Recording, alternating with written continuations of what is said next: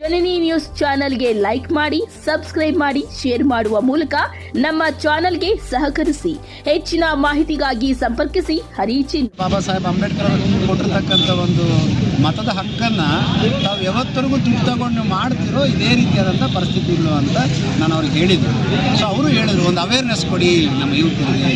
ಯಾವ ರೀತಿ ಚುನಾವಣೆ ಬಂದಾಗ 5,000 ಕೊಡೋದಲ್ಲ ಅಥವಾ 1,000 ಕೊಡೋದಲ್ಲ, ಚುನಾವಣೆ ಗೆದ್ದ ನಂತರ ಪ್ರತಿ ಗ್ರಾಮಕ್ಕೂ ಭೇಟಿ ಕೊಟ್ಟು ಯುವಕರ ಸಮಸ್ಯೆಗಳನ್ನು ಪರಿಹರಣೆ ಮಾಡುವಂಥದ್ದೇ ನಮ್ಮ ನಿಜವಾದ ಹಕ್ಕು.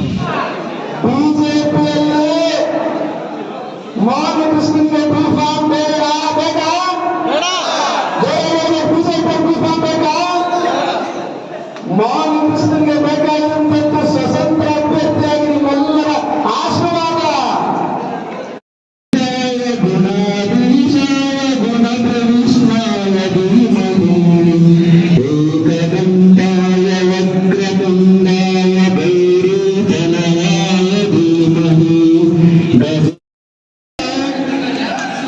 ರೂಪಕರಿಗೂ ನೆನಪಿರಲ್ಲ, ಗೋವಿಂದರಾಜನಿಗೂ ನೆನಪಿರಲ್ಲ, ಯಾರಿಗೂ ನೆನಪಿರಲ್ಲ.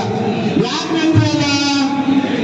ನನ್ನ ಕ್ಷೇತ್ರದ ಪ್ರೀತಿ ಅನುಕಂಪಗಳು, ನನ್ನ ಯುವಕರು, ನನ್ನ ತಾಯಂತರು 5 ವರ್ಷಕ್ಕೊಂದ್ಸಲ ಎಲೆಕ್ಷನ್ ವೋಟ್ ಹಾಕ್ತಾರಲ್ವ, ಆ ವೋಟ್ಗೆ ಏನೋ ಕೊಡ್ತಾರೆ ಅನ್ನೋ ಭ್ರಮೆಯಿಂದ ಅವರು ನಿಮ್ಮನ್ನು ಮಾತು ಹೋಗ್ತಾರೆ.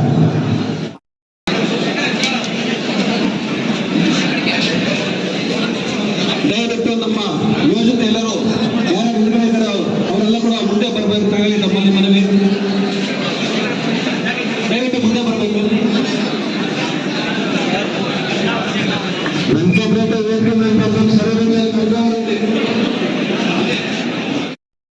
ಬಸ್ ಸ್ಟ್ಯಾಂಡ್ ನೋಡಿಸ್ದೆ, ಮಿನ ಅಂತ ಐತೆ ಅಂದರು. ಅಲ್ಲಿ ಹೋದಾಗ ಮಿನ ಆಗಿತ್ತ ಕತ್ಲೆ ಆಗಿತ್ತ ಅಂತ ತೋರಿಸ್ಕೊಟ್ಟಿದ್ದೀನಿ. ಹೆಣ್ಣು ಮಕ್ಕಳು ಹೋಗೋಂಥ ಶೌಚಾಲಯ ದುರ್ಗಂಧನಾಥವಾಗಿ ಬೀರ್ತಾ ಇತ್ತು, ತೋರಿಸ್ಕೊಟ್ಟಿದ್ದೀನಿ. ಅದೆಲ್ಲ ಬಿಟ್ಟು ಅವರೇ ಫೋಟೋಗಳು ಹಾಕಿರ್ತಕ್ಕಂಥ ಒಂದು ಬಸ್ ಸ್ಟ್ಯಾಂಡ್ಗಳಲ್ಲಿ ಲೈಟ್ ವ್ಯವಸ್ಥೆ ಯಾವ ರೀತಿ ಐತೆ ಅಂತ ತೋರಿಸ್ಕೊಟ್ಟಿದ್ದೀನಿ. ಇದೆಲ್ಲದಕ್ಕಿಂತ ಬಿಟ್ಟು ಬಡತನ ಯಾವ ರೀತಿ ಐತೆ ಅಂತ ತೋರಿಸ್ಕೊಟ್ಟಿದ್ದೀನಿ. ಇನ್ನು ಇದಕ್ಕಿಂತ ಹೇಳಿದ್ರು ನಾನು ಕರ್ರಗಿಲ್ಲ, ನಾನು ಬೆಳಿಗ್ಗೆ ಇದ್ದೀನಿ ಅಂದಾಗ ಅವ್ರು ಬೆಳಗಿದ್ರೆ ಅವ್ರಿಗೆ 10 ಜನ ಏನು ಹೇಳ್ತಾರೆ ಅದನ್ನ ನಾನು ಕೇಳ್ತಾರೆ ನನ್ನ ಸಿದ್ಧ.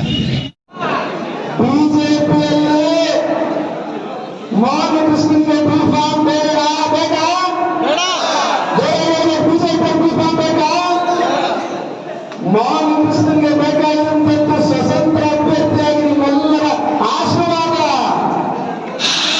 ಕೆಜೆಪಿಯಲ್ಲಿಟ್ಟಿರ್ತಕ್ಕಂಥ ಯುವಕನಾಗಿ, ನಾಯಕನಾಗಿ doctor Baba Saheb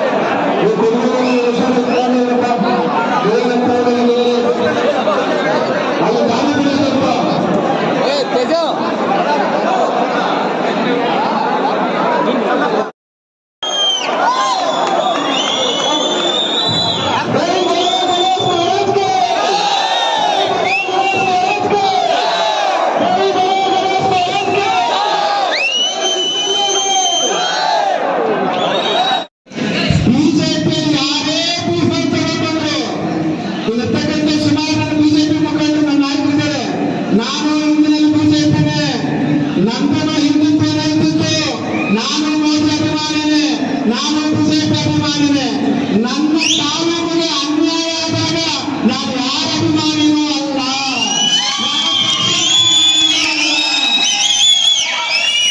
last election ನಮಗೆ ಮೋಸ ಮಾಡಿದ್ರೆ ಇಲ್ಲ, ಮಾನಕೃಷ್ಣ ಅನ್ಯಾಯ ಆಯ್ತಾ ಇಲ್ಲ. ಯಾವ ಪಕ್ಷ ಅನ್ಯಾಯ ಮಾಡಿತ್ತು? ಬಿಜೆಪಿ. ಯಾವ ಪಕ್ಷ? ಬಿಜೆಪಿ. ಅಂತ ಬಿಜೆಪಿ ಪಕ್ಷಕ್ಕೆ ನಾವು ಬೇಕಾಗಿಲ್ಲ, ನಮಗೂ ಅವರು ಬೇಕಾಗಿಲ್ಲ. ಗೆದ್ದ ನಂತರ ನೀವು ಗೆಲ್ಸಿದ ನಂತರ ನೀವು ಏನ್ ಹೇಳ್ತೀರ ಅದನ್ನು ಮಾಡೋನು ಮಾನಕೃಷ್ಣ. ಇದನ್ನ ಬರೆದಿಟ್ಕೊಳ್ಳಿ. ಮುಂದಿನ ದಿನಗಳಲ್ಲಿ ಕೆಲವೆಲ್ಲ ಹೇಳ್ತಿರ್ತಾರೆ ಬಿಜೆಪಿ ಟಿಕೆಟ್ ಬಂದು ಮೋಹನ್ ಕೃಷ್ಣ ಚೆನ್ನಾಗಿರುತ್ತೆ ಅಂತ.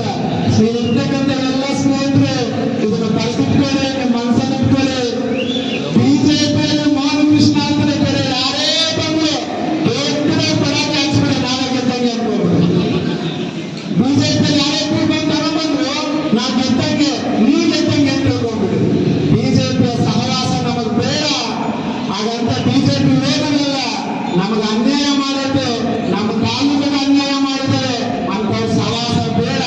ಗೆದ್ದು ನಿಮ್ಮೆಲ್ಲರ ಪ್ರೀತಿ ಆಶೀರ್ವಾದದಿಂದ ಗೆಲ್ಸಿದ ನಂತರ ಮುಂದಿನ ಯೋಜನೆಗಳು ಮಾಡೋಣ ಅಂತ ಹೇಳ್ತಾ ನಾವು ಕೆಜಿಎಫ್ನ ಮಣ್ಣಿನ ಮಗನು ಆಗಿರುವಂತಹ ಮೋಹನ್ ಕೃಷ್ಣನವರು ಏನು ಯಾವುದೇ ರೀತಿಯಂತಹ ಒಂದು ರಾಜಕೀಯ ಉದ್ದೇಶ ಇಲ್ಲದೆ ಇದ್ರೂ ಕೂಡ ನಾನು ಹುಟ್ಟಿರುವಂತಹ ಈ ಮಣ್ಣಿಗೆ ಏನಾದರೂ ಒಂದು ಪುನಃ ತೀರಿಸಬೇಕಂತ ಹೇಳಿ ಇವತ್ತು ನಮ್ಮ ಈ ಕೆಜಿಎಫ್ ಕ್ಷೇತ್ರಕ್ಕೆ ಏನು ಅವರು ಹೆಜ್ಜೆ ಇಟ್ಟಿದ್ರು ಆವತ್ತಿನ ದಿವಸದಿಂದ ಕೂಡ ಇವತ್ತವರೆಗೂ ಕೂಡ ಸತತವಾಗಿ ಅನೇಕ ಕಾರ್ಯಕ್ರಮ ಮಾಡ್ಕೊಂಡು ಬಂದಿದ್ದಾರೆ.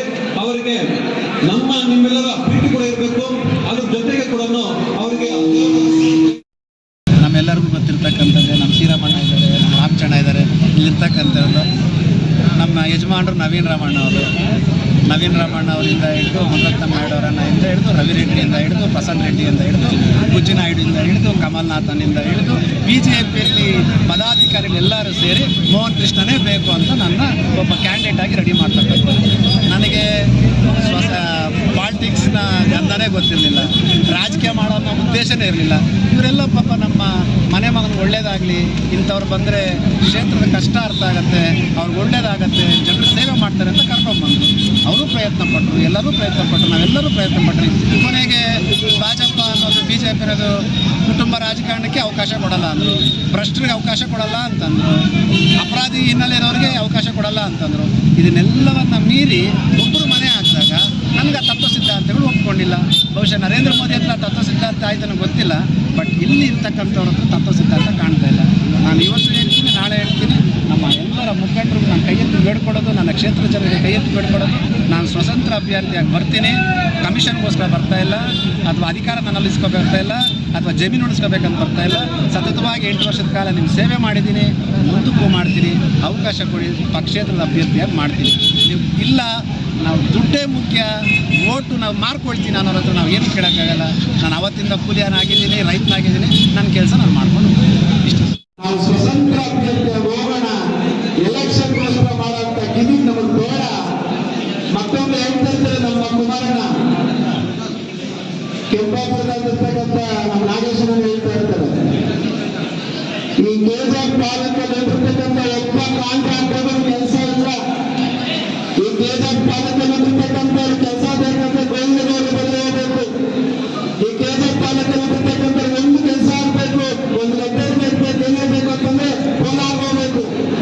ಅಂತ ಪದ್ಧತಿ ಚೇಂಜ್ ಮಾಡಬೇಕು ಅಂತ ಅನೇಕರು ಕಾಯ್ತಾ ಇದ್ದಾರೆ. ಇವತ್ತು ಇವೆಲ್ಲರ ಆಶೀರ್ವಾದದಿಂದ, ಆ ಗಣೇಶನ ಒಂದು ಆಶೀರ್ವಾದದಿಂದ ನಾವು ಮುಂದಿನ ದಿನಗಳಲ್ಲಿ ಪಕ್ಷೇತರ ಅಭ್ಯರ್ಥಿಯಾಗಿ ನಿಮ್ಮೆಲ್ಲರ ಪ್ರೀತಿ ವಿಶ್ವಾಸಕ್ಕೆ ನಾನು ಚಿರಋಣಿಯಾಗಿರ್ತೀನಿ. ನಿಮ್ಮೆಲ್ಲರ ಒಂದು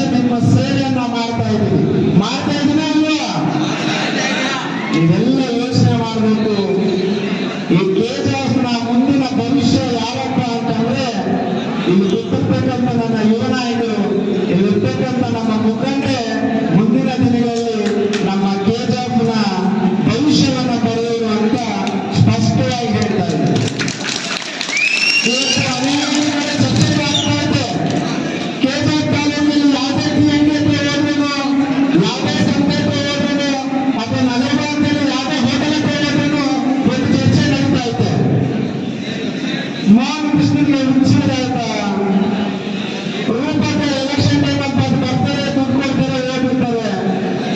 ಮೋಹನ್ ಕೃಷ್ಣ ಯಾಕೆ ಪುಸ್ತಕ ಕೊಡೋ ಕಾರ್ಯಕ್ರಮ ಮುಂದುವರಿಸ್ತಾ ಇದ್ದಾರೆ?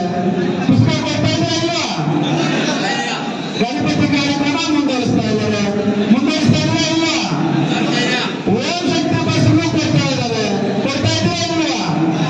ಪಾಪ ಕಾಂಗ್ರೆಸ್ ಇರ್ತಕ್ಕಂಥ ಕೆಲವು ಮುಖಂಡರು ನನ್ನ ಹತ್ರ ಮಾತಾಡ್ತಾರೆ, ಅಣ್ಣ ಯಾಕೆ ನಿಮ್ ತಲೆ ಕೆಡಿಸ್ಕೊಳ್ತಾ ಇದ್ದೀರಾ? ನಮ್ಮಲ್ಲಿರ್ತಕ್ಕಂಥ ಹೇಳ್ತಾ ಇದ್ದಾರೆ ಎಲೆಕ್ಷನ್ ಬಂದಾಗ ದುಡ್ಡು ಕೊಟ್ಟು ಅವ್ರು ಓಟ್ ಹಾಕ್ತಾರೆ, ತಲೆ ಕೆಡಿಸ್ಕೊಳ್ತಿದ್ರಿ ಅಂತ. ನೀವು ಮಾತ್ರ ಯಾಕೆ ನಾ ಪ್ರತಿ ವರ್ಷ ದುಡ್ಡು ಸುರಿತಾನೆ ಇದ್ದೀರಾ ಅಂತ ಕೇಳಿದ್ರು. ಯಾರು ಕೇಳಿದ್ರೆ ಮಾತ್ರ ಕಾಂಗ್ರೆಸ್ ಇರ್ತಕ್ಕಂಥ ಕೆಲವು ಮುಖಂಡರು ಈ ಕ್ಷೇತ್ರವನ್ನ ಅಭಿವೃದ್ಧಿ ಪಡಿಸಬೇಕಂತಕ್ಕಂಥ ಮುಖಂಡರು ನನ್ನ ಪ್ರಶ್ನೆನ ಕೇಳಿದ್ರು. ಆಗ ನಾನು ಅವ್ರಿಗೆ ಉತ್ತರವನ್ನು ಕೊಟ್ಟೆ, ಅಣ್ಣ ನಾನು ಮೋಸ ಮಾಡಕ್ ಬಂದಿಲ್ಲ, ಗ್ರಾಮ ಕರ್ಕೊಳ್ಳೋದಕ್ಕೆ ಬಂದಿಲ್ಲ, ಅಥವಾ ಕಮಿಷನ್ ತಗೊಳಕ್ ಬಂದಿಲ್ಲ. ನನ್ನ ಕೆಜಾಬ್ನ ಅಭಿವೃದ್ಧಿ ಮಾಡಲಿಕ್ಕೆ ಒಂದು ಅವಕಾಶವನ್ನು ತಗೊಂಡು ಜನ ಸೇವೆ ಮಾಡ್ಲಿಕ್ಕೆ ಬಂದಿದ್ದೀನ ಅಂತ ಹೇಳಿದೆ ನಾನು. ಮತ್ತೊಂದು ಪ್ರಶ್ನೆ ಕೇಳಿದೆ ಸಾರ್ವಜನಿಕರು, ಸರ್ ನೀವು ಇವಾಗ ನಿಮ್ಗೆ ಪಕ್ಕದಲ್ಲೇ ಈ ಮುನಿಂಟನ್ನು ಅದೇ ಹೇಳ್ತಾರೆ, ನಮ್ಮ ಕುಮಾರ್ ಕುಟುಂಬದವರು ಎಲ್ಲರೂ ನನಗೆ ಹೇಳ್ತಾರೆ, ಅಣ್ಣ ಇಬ್ಬರು ಸೆಷನ್ ಕಾರಣ ಎಲೆಕ್ಷನ್ ಲಾಸ್ಟ್ 4 ಸೆಷನ್ ಎಲೆಕ್ಷನ್ ಅದರ ಎಲೆಕ್ಷನ್ ಅಂತ ಅಣ್ಣ ಹೇಳ್ತಾರೆ. ಲಾಸ್ಟ್ ಎಲ್ಲರೂ ಇವತ್ತು ಜಾಗೃತಗೊಳ್ಳೋಣ. ಇವತ್ತು ನಾನು ನಮ್ಮ ಮಾಧ್ಯಮದ ಮುಖದಲ್ಲಿ ಎಲ್ಲರೂ ಕೇಳ್ಕೊಳ್ತಾ ಇದ್ದೀನಿ, ಚುನಾವಣೆ ಬಂದಾಗ ಮಾತ್ರ ಓಂ ಶಕ್ತಿ ಕಾಣ್ತಾ, ಚುನಾವಣೆ ಬಂದಾಗ ಮಾತ್ರ ಗಣೇಶ ಹಬ್ಬ ಕಾಣ್ತಾ, ಚುನಾವಣೆ ಬಂದಾಗ ಮಾತ್ರ ಯುಗಾದಿ ಇತ್ತ. ನಮ್ಮ ಹಿಂದೂ ಧರ್ಮದಲ್ಲಿ ಯುಗಾದಿ ಹಬ್ಬನ ಸನಾತನ ಧರ್ಮ ಹುಟ್ಟಿದಾಗಿಂದನೂ ಮಾಡ್ಕೊಂಡ್ಬಂದಿದ್ದಾರೆ. ಹಾಗಾದರೆ ಇವತ್ತು ಯಾಕಿಲ್ಲ? ನಾವು ಅವ್ರನ್ನ ಪ್ರಶ್ನೆ ಮಾಡಬೇಕಾಗಿತ್ತು. ನಮ್ಮ ಮಾಧ್ಯಮದವ್ರು ಕೇಳ್ದಂಗೆ ಅವ್ರನ್ನೂ ಕೇಳಬೇಕಾಗಿತ್ತು. ಯಾಕೆ ಇವಾಗ ಯುಗಾದಿ ಆಗಿ 3 ವರ್ಷ ಆಗ್ತಾಯಿತ್ತು, ಇವತ್ತಿಗೂ ಏನು ಕೊಡ್ತಾ ಇಲ್ಲ, ಓಂ ಶಕ್ತಿ ಬಸ್ ಇಲ್ಲ, ಗಣೇಶ ಹಬ್ಬಕ್ಕೂ ಯಾರಿಗೂ ಇಲ್ಲ. ಸೊ ನಾನು ಇದನ್ನು ನೋಡಿಕೊಂಡು ಚುನಾವಣೆ ಬಂದಾಗ ಮಾತ್ರ ಮಾಡುವಂಥದ್ದಲ್ಲ ಕೆಲಸ, ಪ್ರತಿನಿತ್ಯ ಮಾಡುವಂಥದ್ದೇ ಕೆಲಸ. ಸೊ ಬಹುಶಃ ಅವ್ರು ಅಂದ್ಕೊಂಡಿರ್ಬೋದು, ಅವ್ರು ನಮ್ಮ ಯುವ ನಾಯಕರುಗಳೇ ಹೇಳ್ತಾ ಇದ್ದಾರೆ, ಕೆಜಾಪಲ್ಲಿ ಹುಟ್ಟಿರ್ತಕ್ಕಂಥ ಯುವಕರು ಹೇಳ್ತಾ ಇದ್ದಾರೆ, ಇಲ್ಲ ಸರ್ ಅವ್ರು ಚುನಾವಣೆ ಬಂದಾಗ ಮಾತ್ರ ಕರೆದ್ರು ಆಮೇಲೆ ಕರೀತಾ ಇಲ್ಲ ಅಂತ. ಆದ್ದರಿಂದ ನಾನು ನಮ್ಮ ಪ್ರತಿಯೊಂದು ಯುವಕನಿಗೂ ಪ್ರತಿಯೊಂದು ಕೆಜಾಪ್ನಲ್ಲಿರ್ತಕ್ಕಂಥ ಮತದಾರರಿಗೆ ನಾನೊಂದು ಪ್ರತಿಜ್ಞೆಯನ್ನು ಕೊಡ್ತಾ ಇದ್ದೀನಿ. ಇವತ್ತು ನಮಗೆ ಅಭಿವೃದ್ಧಿ ಮಾಡ್ತಿರ್ತಕ್ಕಂಥವ್ರು, ಇವತ್ತು ನಮಗೆ ಸಹಾಯ ಮಾಡ್ತಿರ್ತಕ್ಕಂಥವ್ರು, ಇವತ್ತು ನಮಗೆ ಓಂ ಶಕ್ತಿ ಮಾಡ್ತಿರ್ತಕ್ಕಂಥವ್ರು, ಇವತ್ತು ನಮ್ಮ ಯುಗಾದಿ ಕಿಟ್ಟು ಕೊಡ್ತಿರ್ತಕ್ಕಂಥವ್ರು ಮುಂದಿನ ದಿನಗಳಲ್ಲಿ ಎಲೆಕ್ಷನಲ್ಲಿ ಬಂದು ದುಡ್ಡು ಕೊಟ್ಟರೆ ಇದು ಬೇಡ ಅಂತೇಳಿ ಅಂತ ಹೇಳ್ತೀವಿ.